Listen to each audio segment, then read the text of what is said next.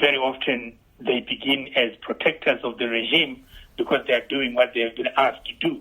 So I expect that would happen in many cases, and we are seeing that in many cases. But I think at some point, depending on how the people are able to organize and mobilize themselves and say enough is enough, who knows, the military, the younger soldiers, the younger policemen might begin to say we have no business beating up our fellow citizens who are also suffering just like us. They're our neighbors, their children go to the same schools, they all queue for the same things. And so I think, that is the turning point, and this is where the economic issue is really problematic for ZANU-PF, because it cannot deliver for these soldiers, for these policemen. There is no income to do so. It will give them crumbs from time to time, but at some point it will realize that it cannot sustain it. I mean, you mentioned the economic issue there. You've got a couple of big issues. You've got the food supply situation. Over 8 million people are at risk this year of being food insecure. Of that, that's half the country's population. Millions of those people could suffer serious food deprivation to the point of being malnourished. Then you have the economic circumstances of everyone else. Those people in the rural areas, the farmers, who of course were the long-term political base of ZANU-PF. They're finding it difficult to get the seeds, the fertilizers, all the inputs, even the water that they need to grow their crops. So the options of even subsistence farming are being greatly reduced as a result of both of the natural conditions, the regional drought, but also of the economic mismanagement and the corruption we've discussed. That's surely one big area. The other area is the formal sector, the financial sector of the country, where you've got this move last year to the revival of the local currency, the Zimbabwe dollar, and the rapid depreciation of that dollar against the US dollar, which has made imports dramatically more expensive in local currency terms. And also, at the same time, it's fueled inflation, which is now reckoned at around 700%. This looks an awful lot like the situation back in 2008, where you had a currency heading for beyond the floor, in fact. I mean, it was hyperinflation of a kind that we hadn't seen in the world since Latin America in the 1980s. You had the printing of Zimbabwe dollar notes. Trillions of Zimbabwean dollars notes were printed. Then you had, at the same time, hyperinflation. Is that this level of economic crisis and meltdown, is that going to be the key thing that's going to change the country's politics, do you think? And will there come a point at which people say, look, we just will not tolerate this. You're the government, it's your responsibility. We cannot have a situation where half the country doesn't have enough food to eat and our currency is worthless again. Is that going to happen, do you think? Well, you are certainly right in your description of the calamitous state of the economy at the moment. It's very dire, and the prognosis is that things are only going to get worse. The inflation figure that you quoted is the figure that is being quoted by many people and also officially, but some economists suggest that it's even higher than that. So I think that things are really terrible, and this is worsened, of course, by the fact that there is no food and the droughts that have taken place over the past 2 years, including the cyclone, which devastated a part of the country.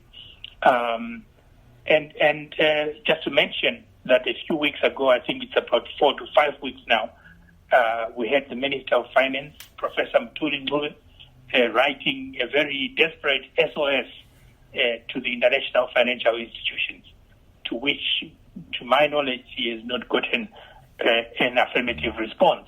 In fact, the tough monitored program, which was taking place with the IMF, has since been stopped, which in itself is a vote of no confidence in the way that this government has managed the economy. Policy inconsistency has been a huge problem, in particular in relation to the currency. Right now, as we speak, the government seems to have raided the foreign currency account of those who have foreign currency in Zimbabwe, not in the way that they did 10, 12 years ago, but by simply making it harder for foreign currency account holders to use or to keep their money. And the rate at which they're asking them to convert the money, I think up until recently it was 1:25, whereas the parallel market rate is hovering at something around 70 to 80. So there's a huge disconnect which is creating arbitrage opportunities, especially for the political elites who have access to the foreign currency. I should mention also for agriculture, the tobacco farmers, the perennial cash cows of the government have once again been swindled by the government because they are only being paid using the official rate of exchange, which really is a pittance compared to the rates that are obtaining in the real market. So, it dissuades them from continuing to engage in the productive activities.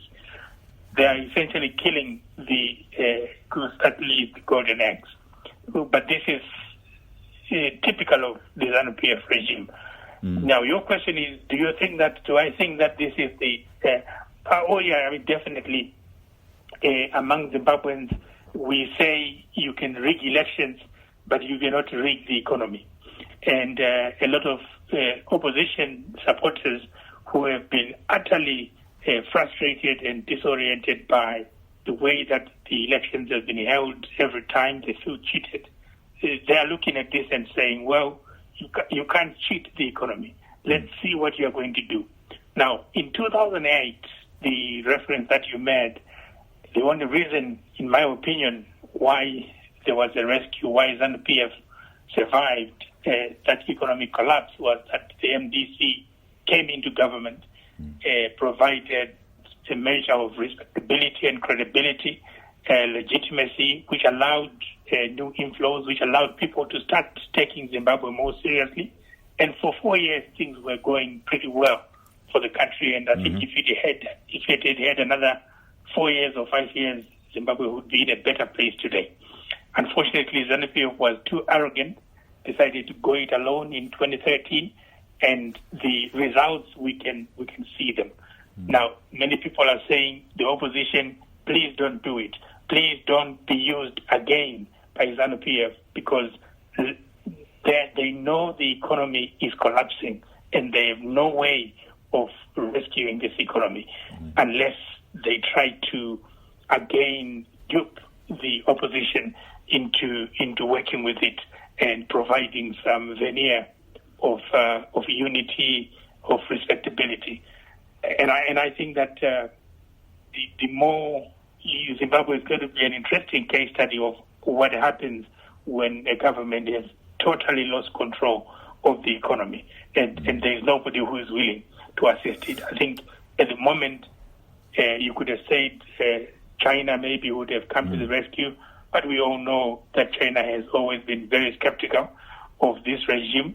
For a very long time, they would have assisted a long time ago if they wanted to. But I think things are worse now because of the COVID pandemic. These countries have got their own problems. I think the West has literally given up. They must, even those who at some point, like the United Kingdom in the early months, who were warming up to the Mnangagwa regime, I think they've since given up on the regime because they realize that it doesn't have what it takes. It is not genuine. It is not sincere. And I think this is the biggest test for Mnangagwa. What does he do? What do they do when the economy is sinking? Right. I mean, that was really, the next question I wanted to raise, because, as you say, the usual sources of finance, China and Afrexim Bank, certainly China has become a lot more cautious in the financial flows it's making available to Zimbabwe. Russia was at one point touted as an important foreign ally. They certainly have been involved in the mining sector by all accounts. But again, Russia has its own economic problems and certainly has its pockets are nowhere near as deep as China's. What options are there for the government then? If people talk about the gold mining sector and point to the, again, rampant corruption in that sector, and that actually if it was run properly, the state could benefit a lot more from that, and that might provide some of the revenues they need to sustain the economy. Are there any obvious wins apart from gold mining that the government could get going, given the limits? I mean, tourism is presumably out of the question now with the COVID-19 pandemic and so on. Agriculture has been pretty much devastated by the climatic conditions and the drought and so on. So there don't appear to be a lot of options. But what could the government do? Would it be able to, and do you expect it to try to recalibrate its approach to the international organisations like the IMF, the World Bank, and the African Development Bank? What are its options now? I think that's the only option, Patrick. Remember, Zimbabwe is one of Zimbabwe's problems. One of the huge handicaps, the albatross, is the huge debt that Zimbabwe has, running into billions of dollars, both to the multilateral organizations, but also to the bilateral creditors, the Paris Club, and so forth. And without any resolution of the debt, the arrears situation, nobody is willing to make any serious lending decisions to Zimbabwe. Yeah. And so, this has always been, even when Patrick Chinamasa was the finance minister between 2015 and 2017, he tried, he had lots of problems, but you can only accept that he tried. I think they almost got something in 2016 or 2017, but eventually it collapsed. It didn't work out because Zimbabwe simply wasn't playing ball. They were not doing as they were committing to do. And of course, they could have taken advantage of post-2017 coup when there was some bit of goodwill. They didn't. So without China, without the US, without the UK, without the EU, the only option is to try and see if the IMF, the World Bank, and the African Development Bank may assist. But even if they were willing to assist, they have to consider the area situation and find a way of resolving that. We have already seen, as I mentioned, Patrick, that Minister of Finance, Minister Mtuli, he wrote to these organizations pleading desperately, showing how dire the situation in Zimbabwe was, and he did not get any joy from those organizations. So that door is firmly shut, I'm afraid. There's nobody willing. You would have thought that maybe there are some vouchers who might come in and say, we'll give you this and we get something in return. I think if that happened, they would do it. They are so desperate at the moment, the government of Zimbabwe. But to be honest with you, we have always said, many of us who have been watching Zimbabwe for a long time, that the economic problem in Zimbabwe is a symptom or an outcome of a political crisis. And therefore, what they need to do is to find a solution to this political crisis. Countries like South Africa, which might have assisted, they've got their own serious problems at the moment, thanks to the COVID-19 pandemic, but also thanks to internal squabbles within the ANC, which is the ruling party there. And I think there are